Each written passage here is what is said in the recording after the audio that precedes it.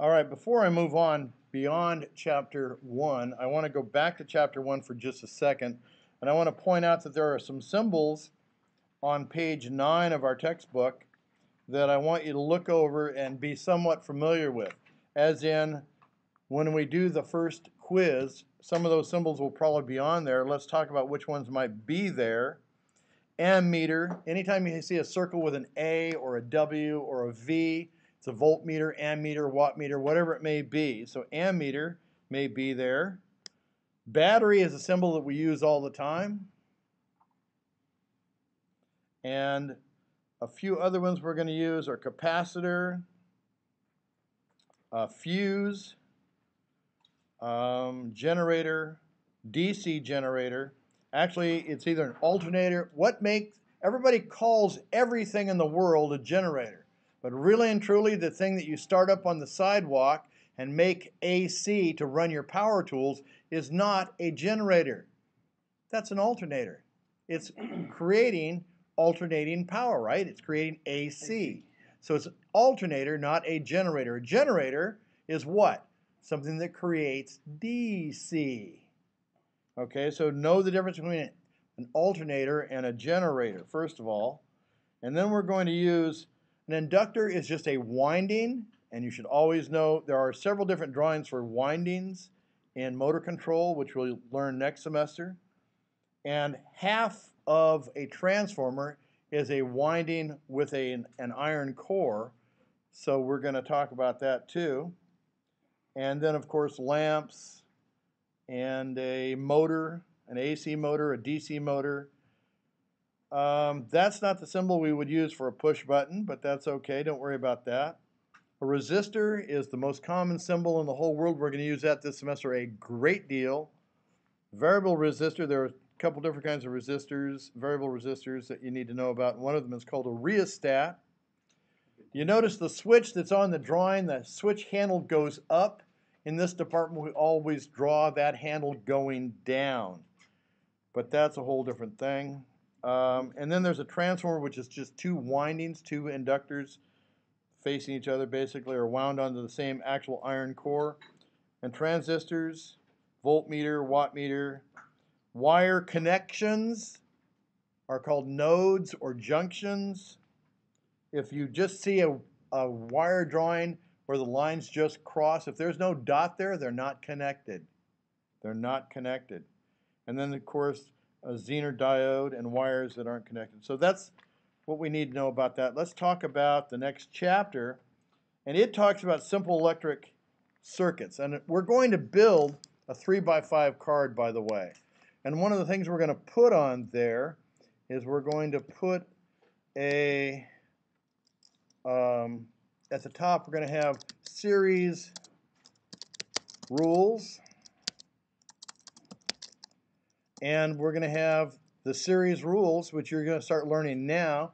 And the most important series rule is that current, and we use the symbol I for current, the intensity of flow of current is constant in series circuit.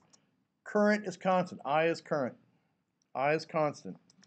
And then we have some simple rules for series, and that is voltage is, and the symbol for voltage is electromotive force, or E, and E is additive. That means that the voltage drops across each load add up to the voltage supplied.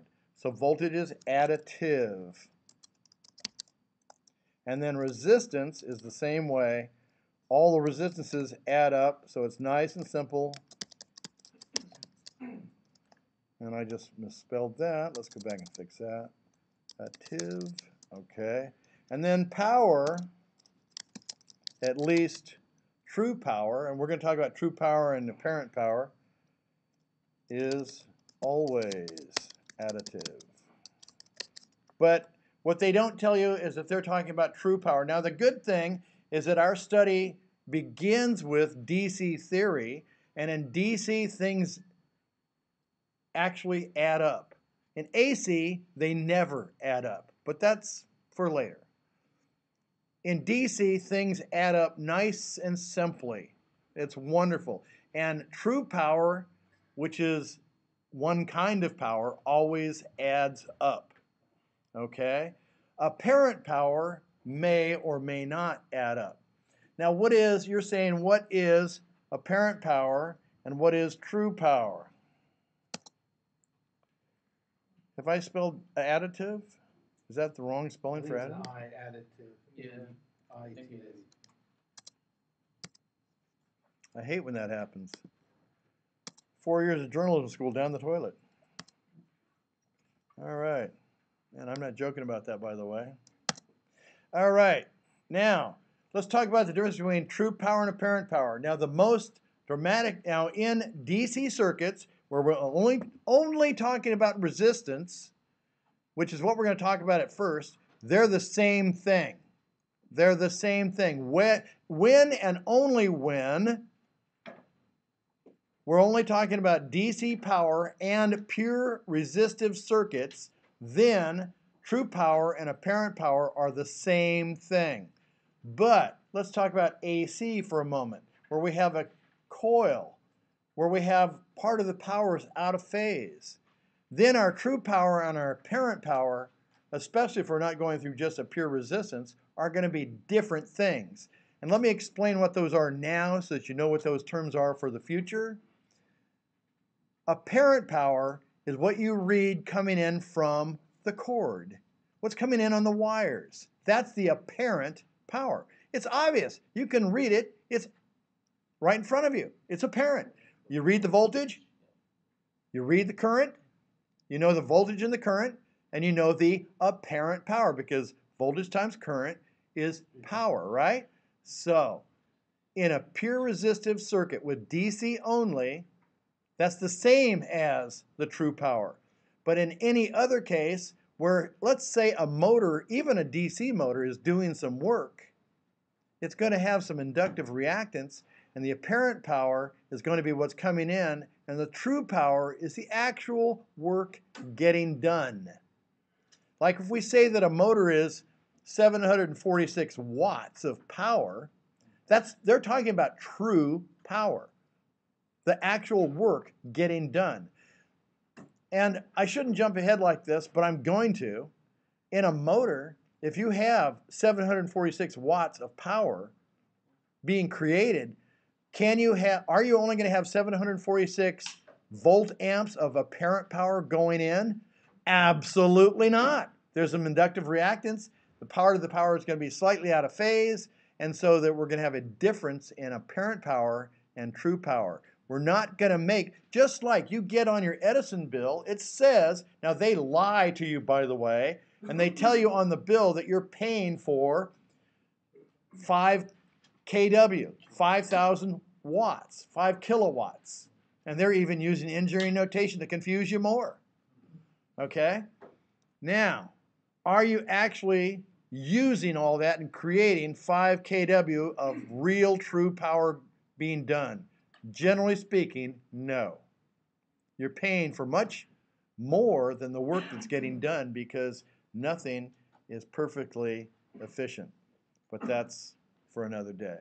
So, we're going to have a 3x5 card, and the rules for the series circuits are going to be in the middle of this thing. And on the right, we're going to draw a circle over here. And I'm not sure how I can do that. I may be able to do that, and I probably can't. Just because I'm not skilled at this just yet. Oop, didn't want that. Oh dear. Where's my little thing?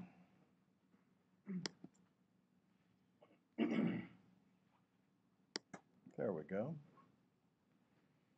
Now I think, I'm not positive now, but I think I can draw a little circle now. Really bad one. And we're going to draw a T through it, and that's going to be the first of our pioneer wheels. Really bad drawing. And this describes a rule. Now you're going to make yours much more neatly, I'm sure, but that is the left-hand circle of the pioneer wheels. And I'm going to show you in just a second why we call it the pioneer wheels. These are theoretically round, by the way.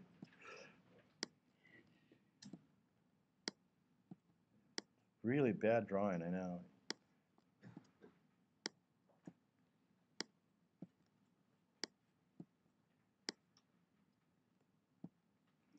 Okay, so on the left you have a PIE, pi, and on the right we have EIR, ear, pioneer. And they're two round circles, theoretically. And the pioneer wheels will remind you to remember these are Ohm's laws. Now you've seen those stickers that have 47 different kinds of formulas on them. We're never going to use that because you won't need it because you're going to know all the pioneer rules.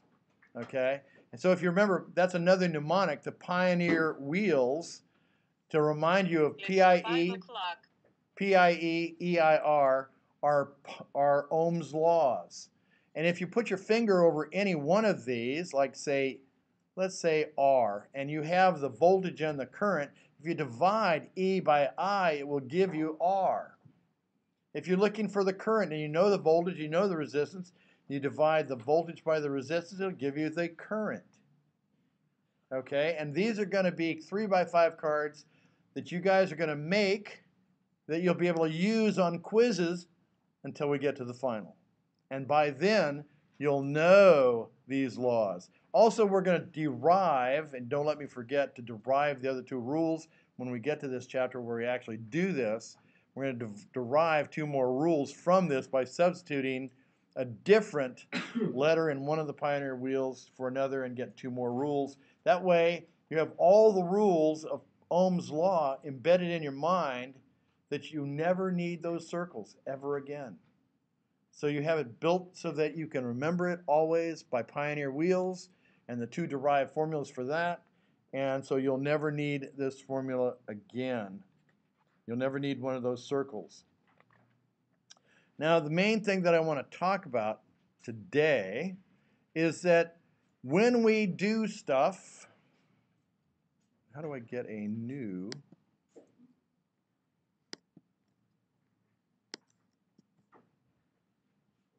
Oh, I've got to get back to, I'm still in the lettering thing. How do I get out? Oh, select. I'm still, on my smart whiteboard, it's much easier to do this. No, I don't want that. Let's see. Can I ask you a question? Possibly. Isn't PIE Watts theory? Power P equals I times E? is I times E, right. So let's get back to, see if I can get this now. I want a new slide. How do I do that? Oh, shoot. You can't go to the very top and save it? I don't need to save it. I just want to clear this one. Well, I can just clear inks. Okay, and I want a new slide.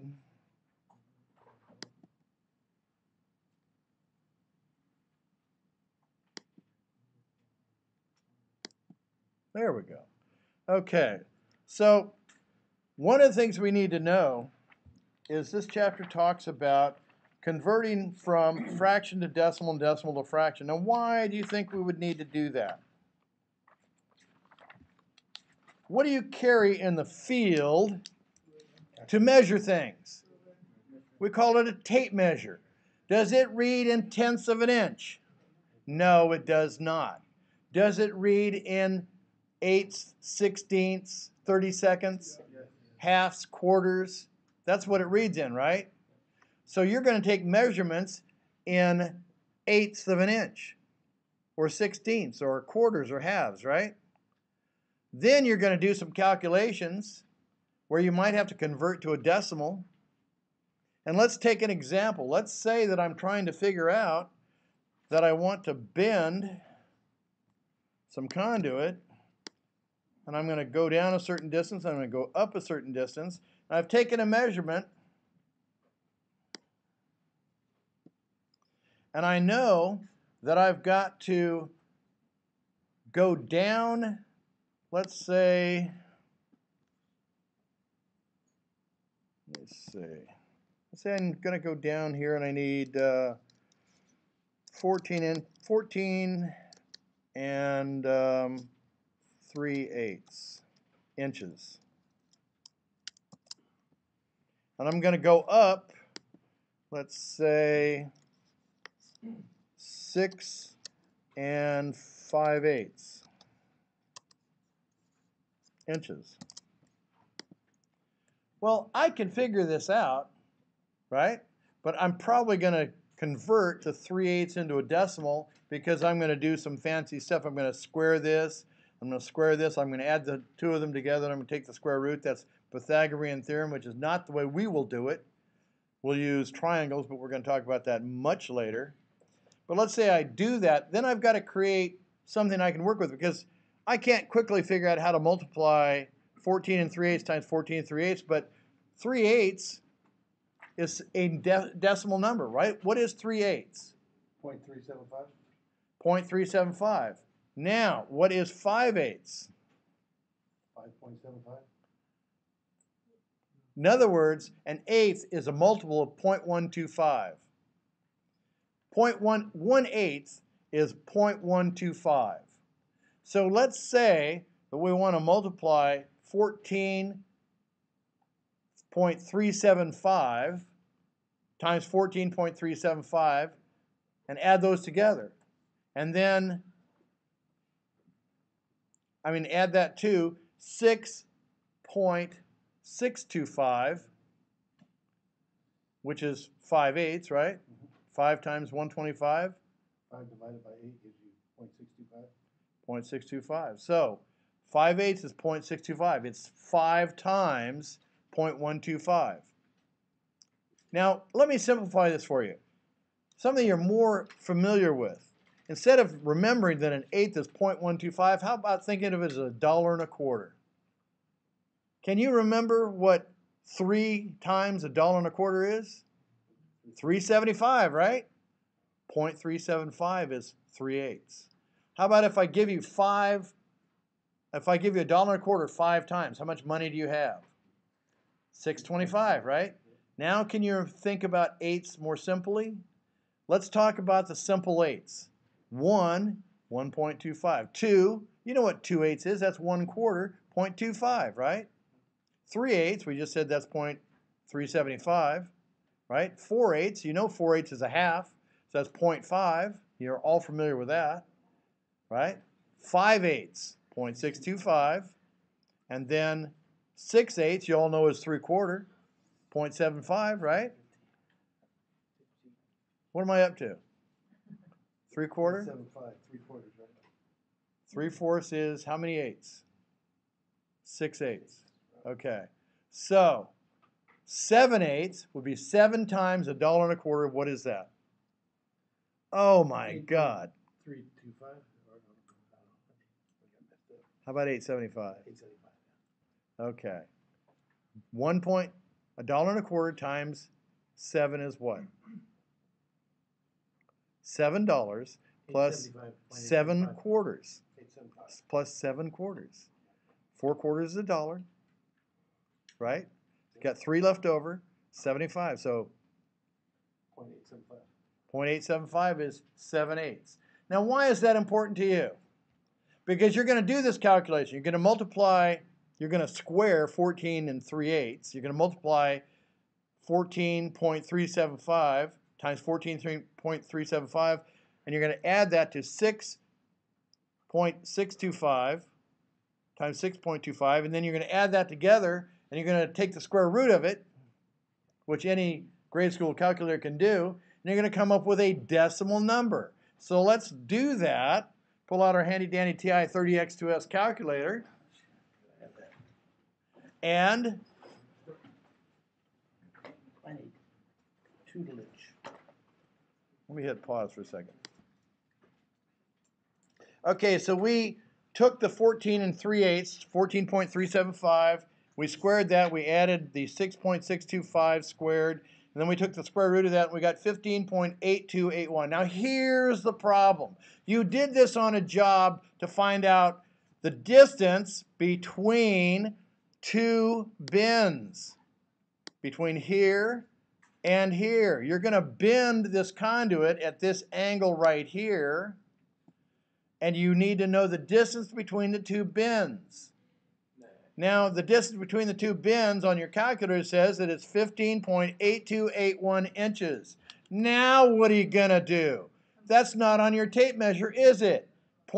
You know where 15 is, but what is 0.8281?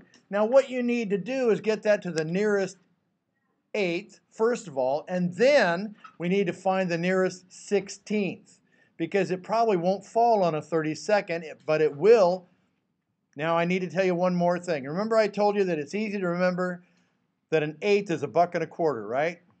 Now, we're going to go to the fifth one, and 5/8 is what? 0.625, right? Now, if we want to know a 16th, we might want to find out 5/8 is, if we multiply both top and bottom by 2, we get 10/16, right? So 10/16 is 0.625. So 1/10 of that will be 0.0625. Can we remember that? If not, you can remember that 5/8 times 2 on the top and the bottom makes it 10/16, meaning it's the same thing. And now we have 10/16, and 1/10 of that, 1/10 of 0.625, we just move the decimal point one place to the left to move 1/10, right? So we can remember that 1/16 is 0.0625. So now we know what an eighth is, and we know what a 16th is, right? So now, if we have a number like 0.8281, we need to find our first 16th, our first eighth. The closest eighth right now we think is probably around 7/8. But 7/8 is 0.875, right? Way too much, right? If we go down to 3/4, it's 0.75, way too small. So we know it's a little less than 7/8 and a little more than 3/4. We can now figure that if we go about a 16th less than what is 7/8 again? 0.875? How about if we subtract 0.0625 from 0.875? What would we get? Confused? No, we'd get 0.84375. Which is what? Or is that correct? No, that's not. We get 0.8125, isn't it? If we pull your calculator out and put in 0.875, subtract 0.0625, what do you get? Subtract what? 81.25. 81.25. And what is that? That's 1/16 less. So let's convert from 7/8 to 16. That's 14/16. If we go down 1/16, it's 13/16, right? Everybody agree with that? So we know that 13/16 is 0.8125. 0.8125 is pretty close to 0.8281, and it's just slightly more than that, right? And as a matter of fact, if we go up 1/32, we'll hit it right on the money. But we're not going to try and figure to the nearest 32nd. We're going to try and figure to the nearest 16th. Because if you bend conduit to the nearest 16th, hell, a pencil lead is that wide. Okay, so if you get to the nearest 32nd when you bend conduit, you're always going to be close enough. So if we knew that 13/16, so we got 15 and 13/16, that's on our tape measure. And we know it's slightly past that, and we draw a line just past that point, we're right on it, right? Everybody agree with that? Yeah. So now we're doing electrical work. We're bending conduit, and we're finding the distance between the bends, and we're finding where that is on our tape measure, because that's what you're going to have to do, right? Now, doesn't a third grade calculator add and subtract and do square root and all that? You know, your daughter's cheap little calculator that's stuck to the refrigerator? That one with a little tiny one with a magnet? or your cell phone, it'll do all that. What I'm telling you is you're going to have to do these conversions in the field sometimes, and you're going to have to figure out the nearest 16th. So we're going to work on this. This is going to be in the chapter homework.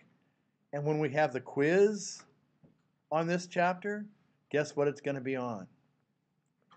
Finding a decimal to the nearest 16th. If I give you a decimal number, you should be able to figure out what the nearest 16th is. Will we be able to use our calculator? You'll be able to use your calculator. But you'll need to be able to tell, you're going to tell me an answer like the nearest 16th. Calculator's not going to tell you that. Mine did. Well, I understand that. But you're going to use the TI-30X2S only. All right. That's the main thing that I want to cover today. Remember that that stuff is contained in Chapter 2 of our homework. And I believe also it begins talking about engineering notation. I'm not sure. Let me see, because if it does, we're going to talk about that next. Or it doesn't. No, it does not. It talks about using scientific notation, which we do not use. We use engineering notation. Powers of 1,000, 10 to the third, 1,000. All of our notations that we're going to put on our board are going to be powers of 10,000, of 1,000, 1,000 apart. Okay, so we're going to stop, I think.